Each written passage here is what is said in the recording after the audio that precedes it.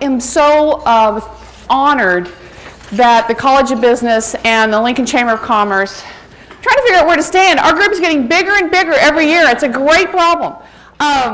We are really thrilled about this partnership. The Chamber, the College of Business, we both feel deeply committed to trying to lift up the voices of women, encourage women in more leadership roles, and so this is just a great partnership together. Today, we've titled this, Rethinking Your Professional Presence.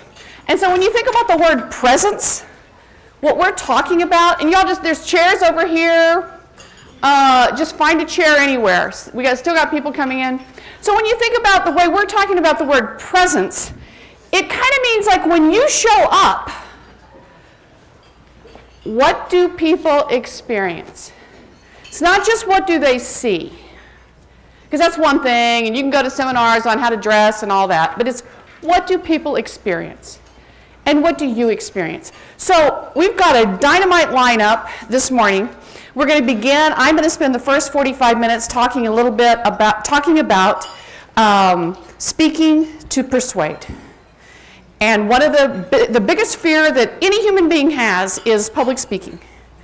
And I believe that women sometimes even fear that more than men. So I'm going to make some comments about that.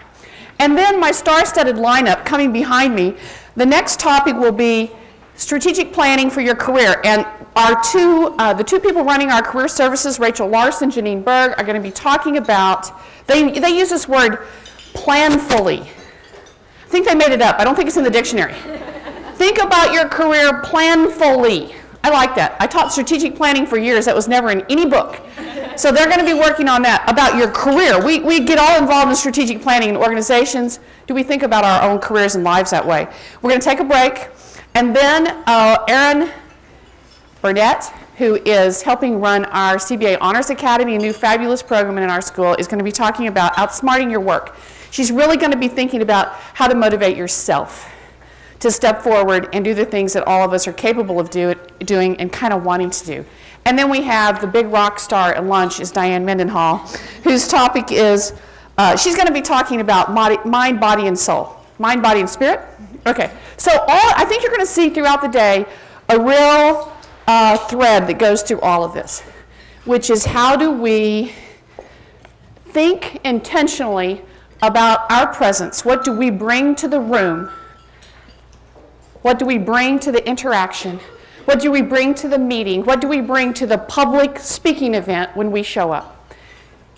A few little tweaks. We all think, the presenters here, if we just made a few tweaks, we could all be so much more impactful when we encounter people. So that's the day, and I'm going to begin now talking about speaking to persuade.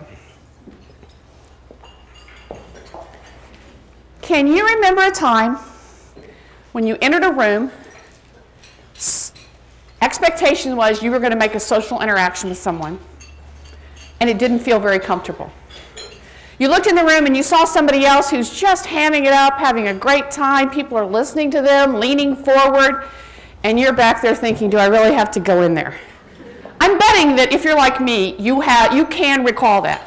I want you to think about, can you remember a time when you needed to enter the room? Maybe it was this morning.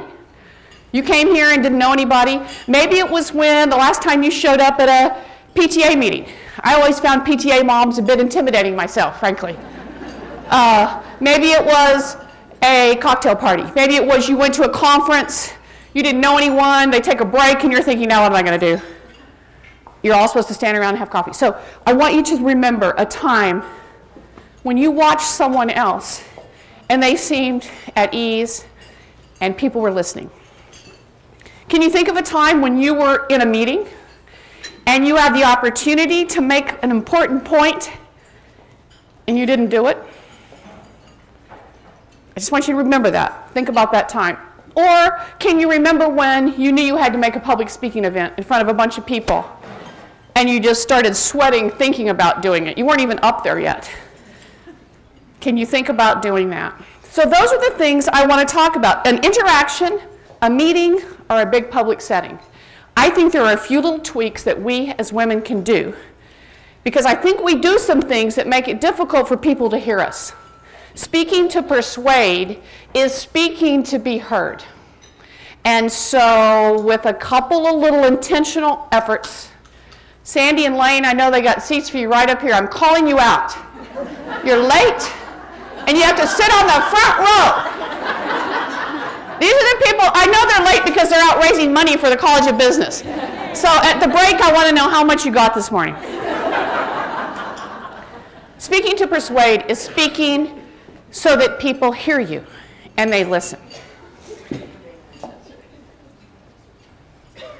It really, I want us to think about this. Most of us don't feel very confident in public speaking, but the truth is we can do it.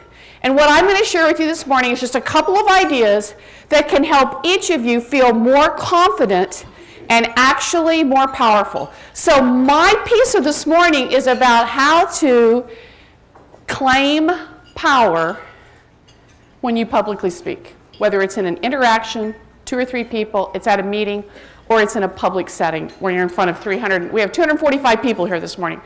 Now, it feels good in here because we're all women, and we're all, well, except for Stephen and the photographer. But it doesn't always feel this warm.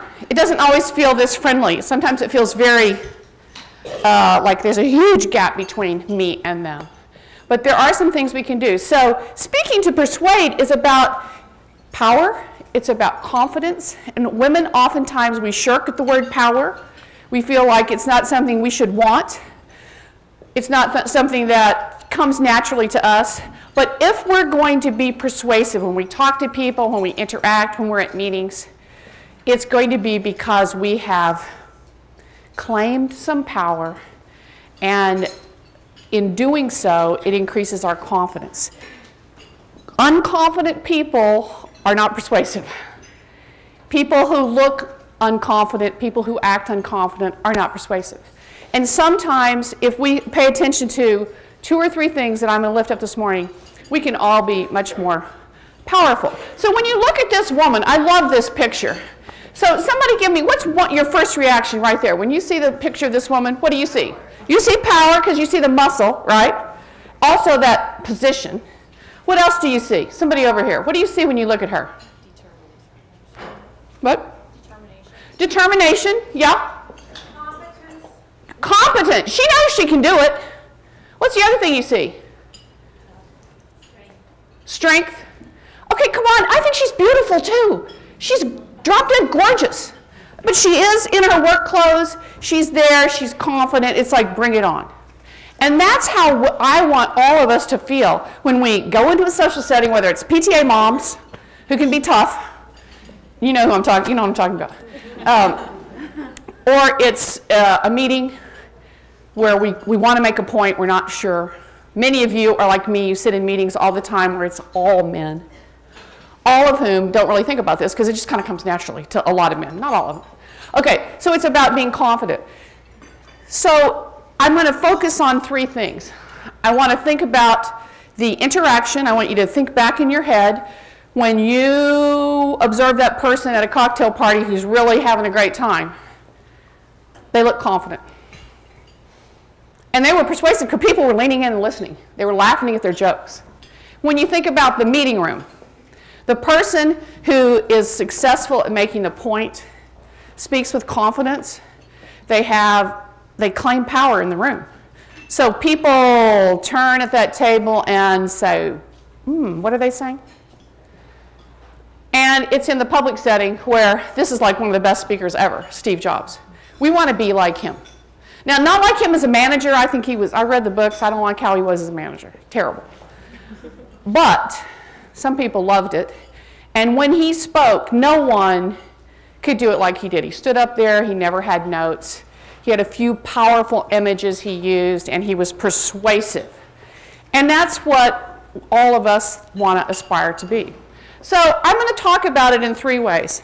How do we use our bodies to claim power? Because the theme here is how to be more powerful to be persuasive. Using our bodies, using our smiles, and using our words, choosing our words. All of these are free. You don't have to go pay money to get these. Like, this is not about getting the expensive suit. that makes you look powerful. This is about what you do with your body, and if you just, a couple of things I'm going to suggest here will make a huge difference. What you do with your smile, that is, you need one. Some of you are sitting there going, and the words that you choose and the voice that you use to kind of make your point or make your comment. Okay, so it's about power, it's about body, smiles, and words. So I want you to just think for a second, like just right where you are. I want you to look at yourself. Look at how your body is. What are you doing? Don't change it. Just look at what you're doing. How are you sitting? Okay, just note that, okay? I'm not commenting about it. No judgments here. Just take a look at how you're sitting. And we're going to come back to that. Because really, it's all about the nonverbals. And I know you've heard this a million times. Let's see, here's the numbers.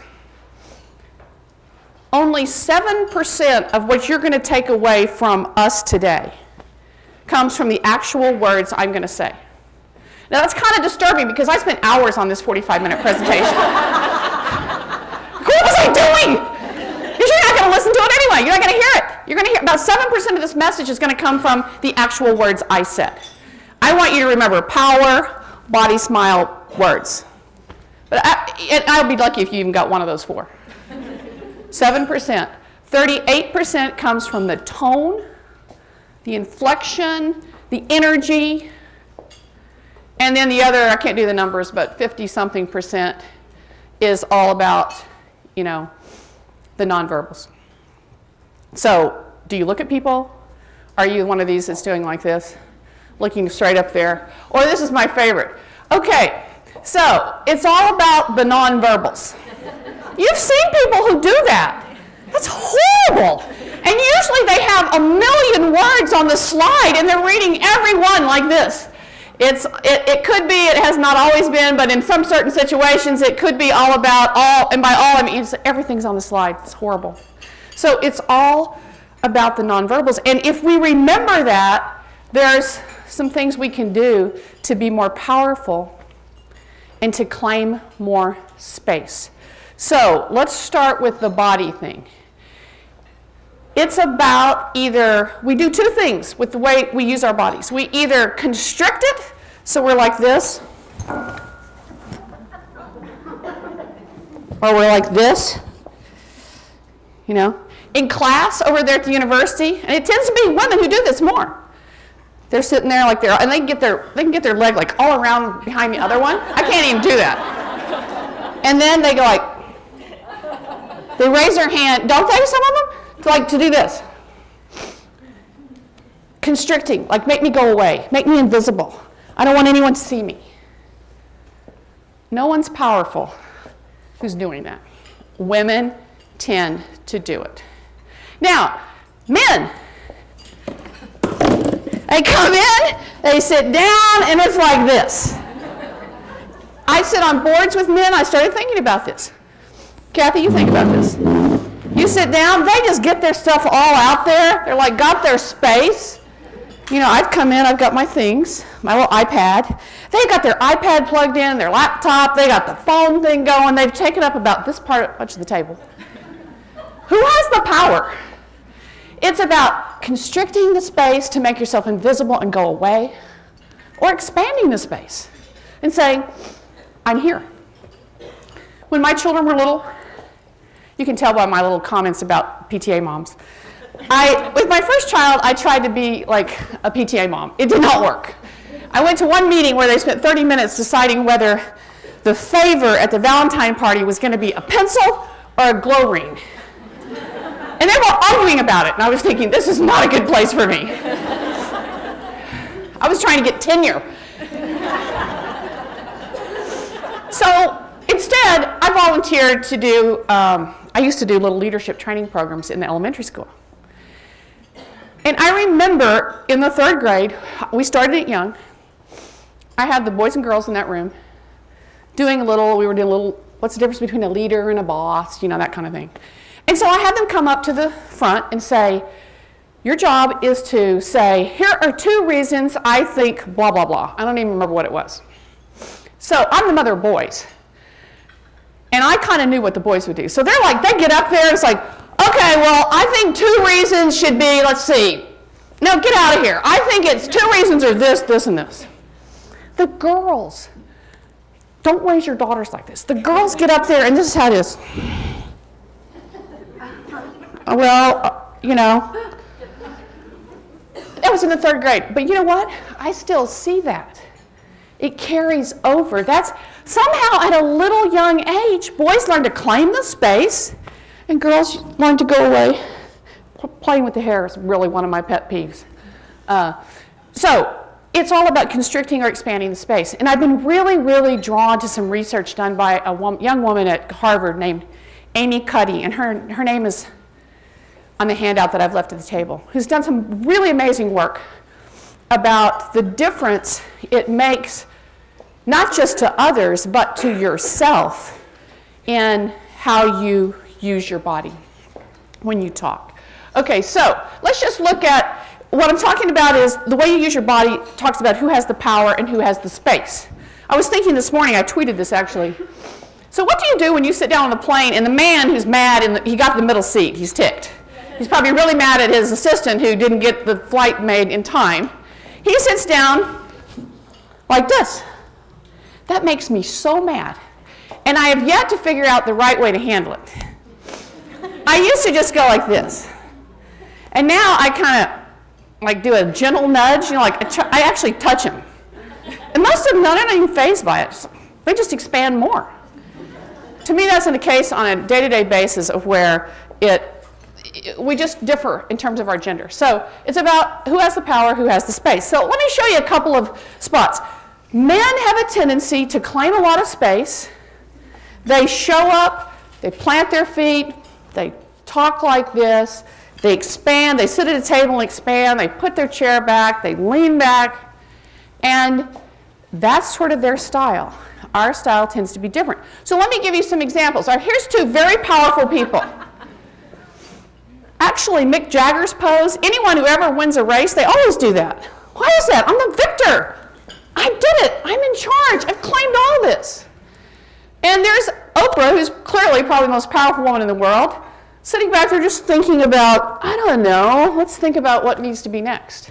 Those are powerful stances, okay? They're using their body in a way that just claims space and invites people this way. Don Draper. Now, he does have his leg crossed, but it's in a powerful kind of way. Wouldn't you agree? He's sitting there like, okay, bring it to me. He's not shrinking. Now, look at this woman. One of the worst things you can do is ever put your hand on your neck. Do you really think she's saying, this is your last day at the office? I don't think so.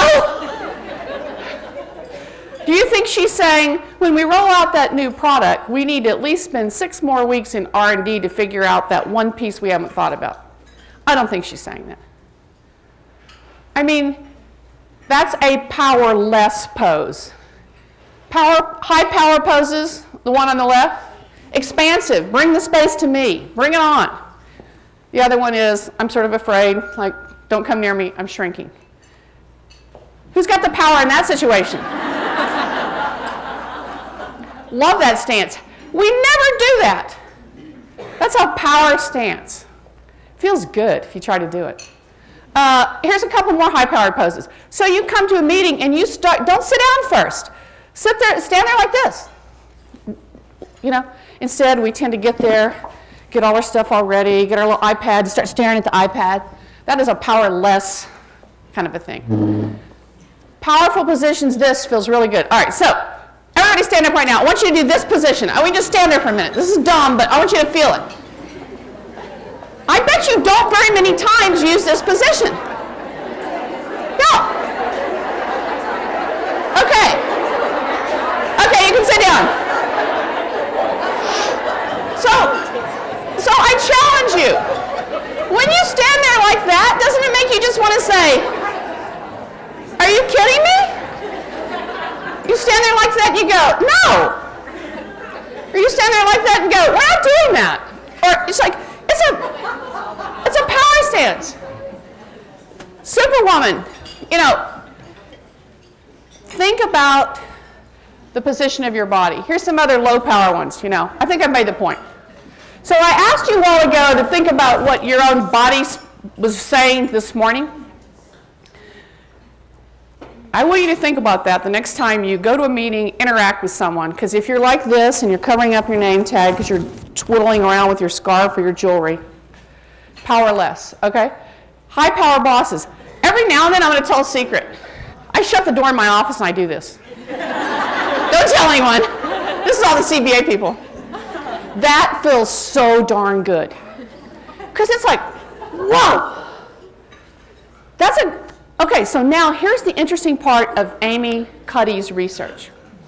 She actually did some experiments with students before they went in for job interviews. And this is kind of research I wish I did, like experimental stuff. So she gets half the group and tells them to practice for 2 minutes power poses. This is a power pose before you go in for the job interview. The people interviewing had no idea any of this was going on. And then she had the other group. Normally, you're lined up outside the career placement center. You guys ought to think about this. And they're like flipping through pages, you know, like making sure they still know about the company or whatever. Powerless. What she found in that research was the people who practiced for 2 minutes power poses did much better in their interviews. Got better jobs at higher paying salaries. We can do that. Practice the power pose. So shut your door, put your feet up on the desk, or stand there and go, like behind a closed door.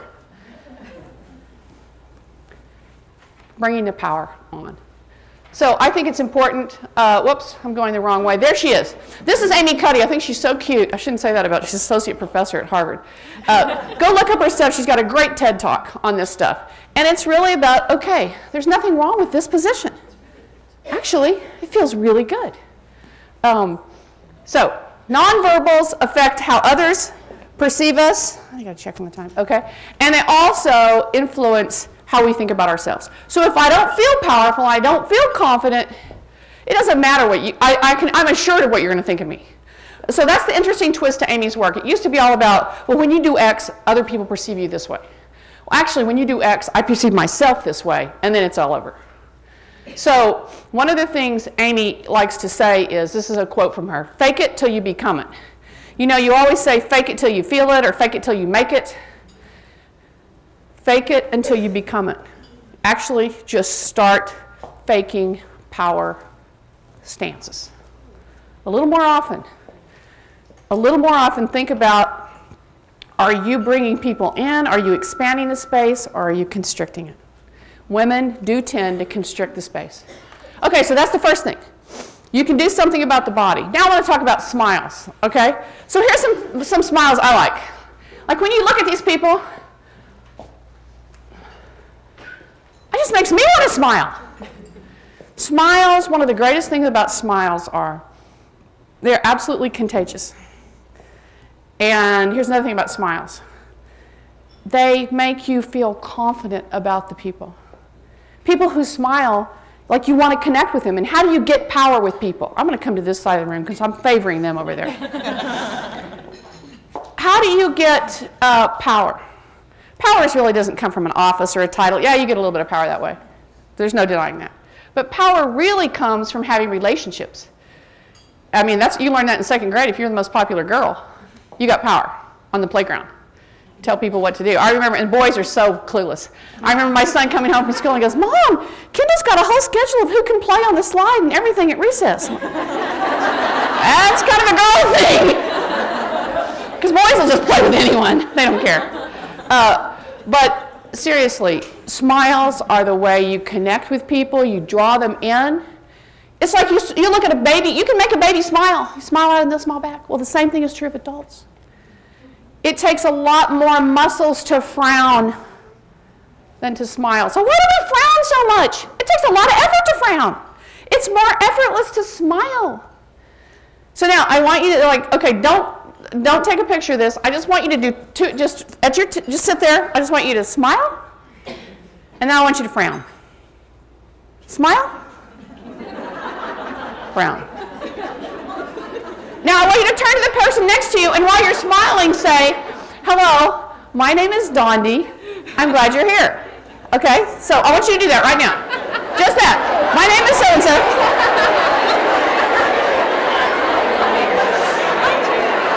Okay. Now I want you to do the same thing, but I want you to frown. I want you to go, my name is Donde, and I'm glad you're here. Try saying that. Just try it. Try it. Okay. So that's totally stupid. But the truth is, a smile is so powerful. The energy in this room, I can't even control you anymore. There's a lot of great research that shows that people who smile live longer. I mean, I won't even go into all of it. It's huge. But what do? We go to give a speech and we do this. I want to welcome you here today. This is a great program put on by the Lincoln Chamber and the College of Business, and we're so glad to be here. Really? Didn't seem that way. So the smile is easy, it's cheap, it's free, and it gets you so much. You walk into that, you think about that meeting room, the people smiling are the people who have all the power in the room. Now, unless they're just, being ridiculously stupid. And I'm not talking about, there's a lot of, when you make a public presentation, if you can get people to smile and get them to laugh. Some people in education say, no learning takes place until there's been laughter. Laughter, then learning.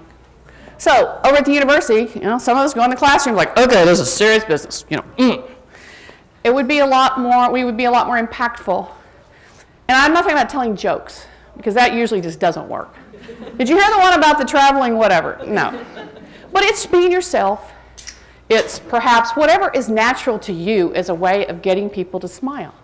Smiles are really powerful. You have access to it. You don't use it enough. Okay? See, when I smile, you smile back. It's awesome. It's a whole room full of smiling faces. Smiling's important. Now here's the trick though. For women, we're always battling the thing about powerful people are competent and they're warm.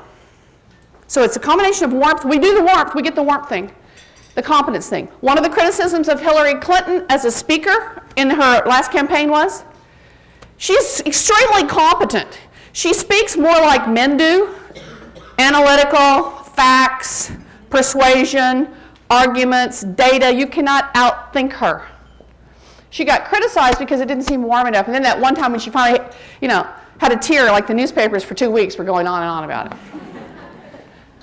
So it's a balance between competence and warmth. People who aren't warm do not have really, in organizational settings in our lives, they're not the people that we want to be next to. They're not the people that we want to connect to. But it has to be coupled with extremely competent. I'm very fortunate to work in the College of Business with a bunch of competent women. Many of them are sitting right over here. They master this beautifully every day. People absolutely do not question their competence about what they know. And some of them right here too. I'm sorry, I just pointed there. I meant you too. But they do it in a way that is becoming. Kathy Farrell is absolutely the best at telling someone, giving really bad news. And they leave the office going, thank you, Kathy. We call her the hammer, but it's a velvet hammer. She's really good at that. So it's a combination of competence and warmth. Lastly, I want to say some things about words. So I talked about the body, the smile, and the words. Here are some things I want you to quit doing when you talk. And if I offend anyone in here, I'm sorry. I'm just checking the time. Okay, quit saying just. I'm just saying. It's just a thought. Just think about this. The word just demeans you. It takes your power down. Just say, I have a thought about this. Don't just say, I just have a thought. Eliminate the word just. Eliminate the word actually. We use actually, we stick that in there. Well, I actually was thinking, or it might actually be the case. It's a tentative. It makes us seem tentative. Women tend to do that more than men. What I'm about to say might be wrong. I really have to think about this myself, particularly if I get in one of these kind of board meetings with all these men who all they want to talk about is financial ratios and all this, and I don't really know half of what they're talking about. I will find myself saying, this might not make any sense, but stop doing that. Make the point. Men do not start with, actually this could be a really bad idea. But you've heard yourself do that. You've heard other people do that. So stop doing that. Stop saying, I want to just take a minute to say. Because actually, you're going to talk for more than a minute. But when you say, I just want to take a minute, it's diminishing a little bit what you're doing. Here, and these are 4 more. Up talk. This is one of my ones I want you to stop doing if you're doing it. Up talk is when you end every sentence with a lift your voice. And so I have an idea, but you know what I'm saying? And it makes it sound like a question, and you don't really mean that. And what happens when you question? When you lift your voice at the end of every sentence, people think she is weak. She doesn't know anything. She asks questions all the time. You actually haven't asked a single question, but you're like, so I was thinking about a new product. That's up talk. It's fashionable among college girls. Stop it. Because it diminishes us, okay? Another one is we tend to get women, because I think, honestly, for good reasons, we're very sensitive and we're uncomfortable when there's a pause in a conversation. So we just fill it up and we put everything in there, and it's like we can't stand the pause, and so we're just going to say, okay, I do want to talk about this new product, and I really think it'll work because we've tested it, and while we haven't tested as many times as we should have in the past, the results that we got from it, instead of saying, we have a new product, it's gone through all the testing, it's exceeded all of our goals, boom. Pause. Pauses are powerful. And we're a little bit afraid to do that. I've watched men who are much more comfortable with that. They just say their thing and put it out there, and just like they kind of get a thrill out of saying, well, let's see what you do with that pause. You know. So slow down, less words, pause. And the last one is stop trying to be someone else.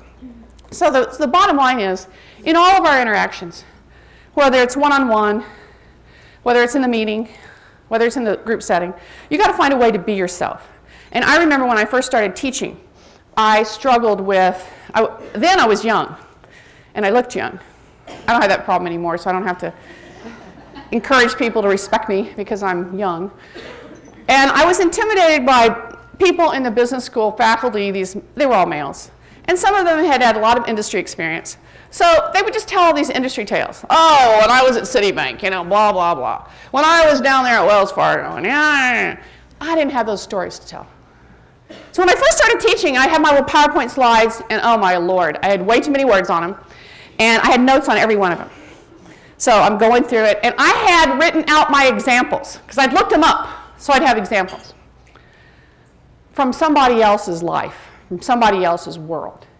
And when I realized that actually I bring experiences to the table every day that are relevant here, and I don't care what the topic is. There's something about me being a parent that can connect with somebody in here, no matter what I'm talking about. So when I began to have this eye-opening experience, said, hey, you know what? I'm just going to be me. It just started going a lot better. My teaching evaluations were better, and I wasn't trying to be someone else. So that's the other kicker here. So I have on your sheet of paper some very practical tips. I want you to take them away. I'll highlight just a few of them. Just a couple of things. See? I did it myself. This is just stuff you can find yourself. Wear a jacket. Why do you do that? Some of you sweat a lot. Cover it up. Try to shake hands with everyone before you speak. You can't make everyone, but what does that do? It connects people to you, and they kind of want to listen to you more. Introduce yourself. If you're like me, I'm bad with names, which is bad in my business, because I need to introduce. So what you do is you say, hi, I'm Donde, and you go, hi, I'm Erin. Erin, nice to meet you. Erin, say it back. That helps me. And the better thing is if I can say it and look at her name tag. Erin, I need the visual. If you ever have the option, stand, don't sit. Sometimes you have to. Everybody else is sitting. But standing, you get more presence. Eye contact. Here's the thing. When you're making a public speech, you should try to make eye contact with every single person in the room. You can actually do that. I haven't done it yet this morning. But I've come close. You can do it. And why do that? Because it connects people to you and they want to listen to you more. These are some stupid things like don't wear distracting jewelry, big scarves to get in your way. I just did it. Get rid of the filler words. Let the audience ask a few questions to slow it down for yourself. Practice those power poses. You can look at all of that, and there's some references on the bottom that I would really encourage you to look at. So let me just take we've got a few minutes for some questions. the bottom line I've tried to say here is, guess what? We can do it. We are powerful. And one of the reasons I love this event is because when you get 245 women in a room, the electricity, the power is huge. We can bring that same sense of confidence to any interaction, one-on-one, a meeting, a group, a public setting. And so I just encourage you to think about power, the body, the smile, the words. Tweak a couple of those, and you'll be much more effective. You'll feel more confident, and you will speak to persuade people. They will hear you. They'll be drawn to you, and they just might remember one of those words that you said. Okay, I'm going to stop right there, and I'll take any questions or comments or reactions. Any question? Yes, right there. I spend most of the day on a conference call, in a meeting or a conference call, and I think it's easier when you're with people to persuade them. But do you have any tips for on the phone? Okay, so when you're on a conference call, she spends a lot of time, and our work now is much more like that, okay? So any tips about when you're on a conference call? I'll tell you, I'm just speaking my own experience. It's very easy on a conference call to go totally mute and also to multitask. It's one reason I kind of like them. Not a good thing to do. And so I have tried, like I always make I want them to know I'm on. And I make a point to be really well prepared for that conference conversation, so there's some things I can bring to it. You never want a conference call to end up and you haven't said anything. And I think that's really easy to do. Now, beyond that, I don't have a lot of great advice. Is there anything you've done that you feel is especially effective in that situation? I agree with multitasking and try to pay attention because it's so easy to do. So stay away from multitasking. One of the things I've read about virtual teams and that kind of thing is that it takes everything that you need to do to make a physical team work, you need to do times 10. So when you're managing people overseas and you're doing it by phone, you need to, at the end of the conference phone call, go around like you're going around the table. So Kathy, what other thoughts do you have? So-and-so, so-and-so, so-and-so. Really bring people out. That I do think is important. So it's kind of like whatever you would do in person, you need to do it magnitude by 10. Anyone else have a good suggestion about that? Conference, yeah. I think it's also good when you're starting that conference, everybody knows who is on the call. Absolutely. Ask those questions after each significant point, not waiting for the end. Okay, so her point was it's good to know who's on there. So even if you haven't called the meeting, it's very appropriate for you to say, if they start, say, could we stop and go around and make sure who all's on? So I'll introduce myself. There's nothing wrong with that. I think that helps. What about another question? Interactions, the meeting, back there, there's a question. You're going to have to speak loud. I was always taught to stand up during a conference call as well. That's a good one. Stand up during a conference call. Then you can't be multitasking as easily. You can get your phone. One more question. Yes? Just a comment. I have a mirror, and it's not so much to look at myself, but it's a reminder to smile. Okay, a mirror is a reminder to smile. And that's a good point. And one of the things I didn't get into the whole thing about public speaking. You know, a very important part of it is practicing. And once you've practiced and kind of know what you're going to say, it's easier then to feel natural, and the smile will come. But if you're still aren't that well prepared and you're kind of trying to remember what you said. Oh, one last thing I want to say on this sheet of paper. I thought this was funny. I saw it on the internet and I put it down here. So what about when you get the real inappropriate comment or question? These are 4 phrases, this guy, and I thought these were hilarious. So you can always say, when someone says to me, well, let's just imagine a really inappropriate question would be something like, oh, I can't even imagine what would be inappropriate, but let's say it's really gross, like, I thought you said you were going to lose some weight. Now that would be gross. But here's what you say, well, that's interesting. Tell me more. Tell me what you mean by that. So if they say something at work, seriously, like that's insulting, say, that's interesting. Tell me more. Put it back on them. The other things down there were, that's interesting. Why would you ask that? You can get a little tone in that too. Why would you ask that? Why would you ask that? That's interesting. Why would you do that? That's interesting. Why would you say that? As a way of putting it back on the other person. I thought those were kind of useful too. Okay, I'm all done. I want to thank you very much for your attention, and we're going to